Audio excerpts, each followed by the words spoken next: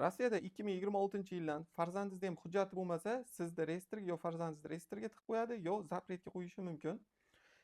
Hozir mana juda qattiq ushladi. Endi yosh bolalarni bog'chaga boradimi, maktabga boradimi, mana bunaqa karta so'rayapti, registratsiyasini bazadan tekshiryapti. Oldin 100 tadan bitta odam tekshiraydi.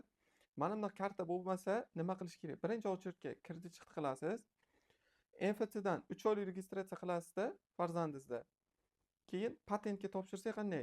Doktordan o'taydi, keyin отпечатка topshiraydi. Farzandingiz ham 6 yoshdan tippasiga 18 yoshgacha doktordan o'tadi, отпечатка topshiradi-da, mana bunaqa karta oladi. Buni birdan qiling, chunki vaqtingiz yetmay qolishi mumkin, hujjatga problem bo'lishi mumkin. Kelgandan birdan qilish kerak. MVDga borasizda, yo otasi, yo onasi kimni patentini cheki ko'p to'langan bo'lsa, o'shani основание qilib, o'sha so'rovga farzandingizni ham registratsiya qilib beradi.